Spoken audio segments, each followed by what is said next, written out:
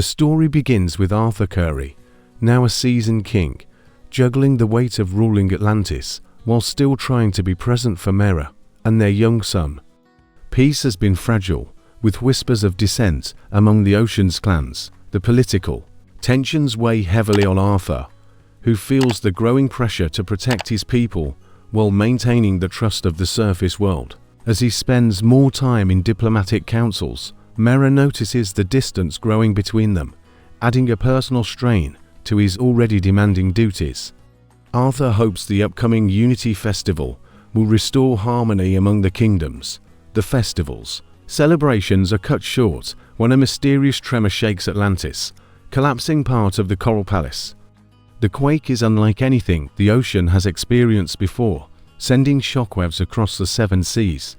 Reports begin pouring in from various kingdoms about unusual sea quakes and powerful tidal surges, destroying coastal cities. Scientists from the surface world warn that tectonic disturbances deep beneath the ocean might be signaling something catastrophic. Arthur suspects these are not natural occurrences, but the work of an ancient force long forgotten. His advisors caution him against rushing to action without proof. Meanwhile, in the ruins of an old Atlantean prison, a shadowy figure recovers a glowing relic believed to be cursed. This figure is revealed to be Orm, Arthur's half-brother, who has been living in exile since their last encounter. Orm claims to have been tracking a deep-sea entity known in legend as the Abyssal One, a creature older than Atlantis itself. He warns Arthur that if the entity wakes, it will consume both ocean and land. The two brothers' reunion is tense, filled with mistrust and old wounds, but Arthur can see the sincerity in Orm's eyes. Reluctantly, they agree to work together.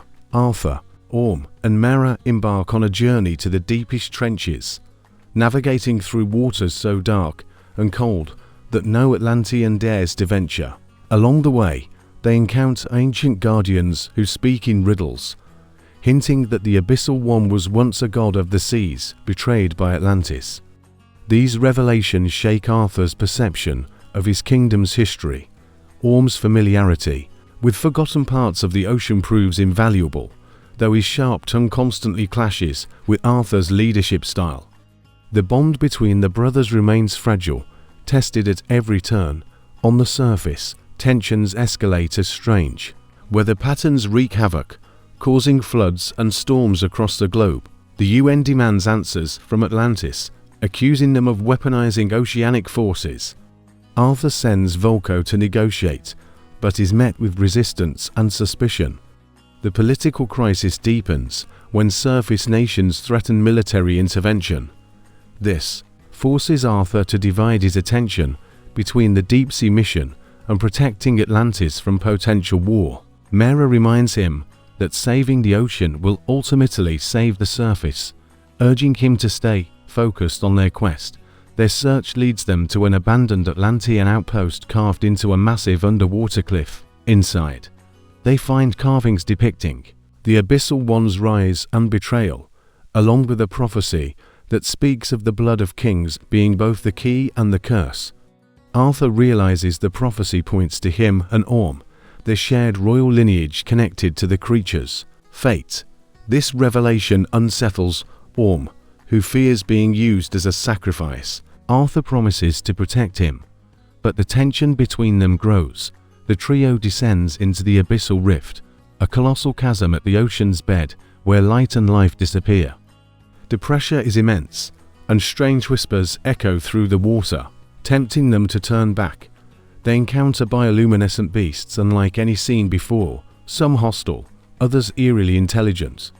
In the darkness, Mera's hydrokinesis becomes their only guide, crafting paths through shifting currents. The deeper they go, the more they feel the pull of the Abyssal One's awakening dot. When they finally reach the rift's core, they find the creature bound in chains of living coral, pulsing with a dark, hypnotic glow. The Abyssal One speaks directly into their minds, offering them power in exchange for freedom. Orm, still haunted by his years in exile, wavers under the temptation, believing he could rule both sea and surface. Arthur tries to reason with him, but the tension boils over into a brutal fight between the brothers. Mera is forced to intervene, reminding them of the greater threat. Orm reluctantly resists the creature's call, but his hesitation gives the Abyssal One enough strength to partially break free. The ocean convulses violently, sending shockwaves to the surface. In desperation, Arthur summons the Trident of Atlan, channeling its power to reinforce the coral prison. However, the prophecy becomes clear: the seal can only be restored by the combined blood of both royal brothers. Orm realizes his role in this fate and agrees to help, even if it costs him his life. The brothers perform the ancient ritual, their blood merging in the coral's veins. A surge of light and energy floods the rift, binding the Abyssal One once more, but at a terrible cost. Orm collapses, his life force drained by the sealing magic. Arthur tries to save him, but Orm's final words are of regret and a strange peace. The ocean calms, the storms above fade, and the world is saved, but the loss is devastating. Arthur returns to Atlantis with Orm's body, met with silent grief from his people. He honors his brother with a royal funeral, telling the Atlanteans that Orm died a hero, not a traitor. This act unites the ocean's kingdoms, healing old divisions. Mera comforts Arthur, reminding him that their son will grow up knowing the truth of his uncle's sacrifice. The peace is fragile but real for the first time in years. On the surface, the UN retracts its accusations, offering to establish a permanent diplomatic council between land and sea. Arthur accepts, hoping it will prevent future conflicts. He delegates more royal duties to trusted allies, choosing to spend more time with his family. Though still haunted by Orm's death, Arthur finds solace in knowing they reconciled before the end. Months later, during a quiet swim near Atlantis, Arthur senses a faint whisper in the currents. It's the Abyssal One, its voice weaker but still present, vowing to return. The warning sends chills down his spine, but he keeps it to himself, determined to prepare without spreading fear. He knows the ocean's depths still hold dangers beyond imagination. Meanwhile, far in the uncharted waters, a cloaked figure retrieves a fragment of the Abyssal One's coral chain. The figure disappears into a swirling current, hinting at a new player who may seek to control the ancient power. The balance Arthur fought so hard to restore already be at risk. As the ocean thrives under Atlantis' renewed unity, Arthur and Mera attend their son's first swimming lesson. The scene is peaceful, filled with laughter, yet Arthur's gaze drifts to the horizon, knowing that his duties as protector will never truly end. He resolves to train his son just as a prince, but as a future guardian of the seas. The story closes with the camera descending deep into the ocean, past glowing reefs and shadowed trenches, settling on the abyssal rift.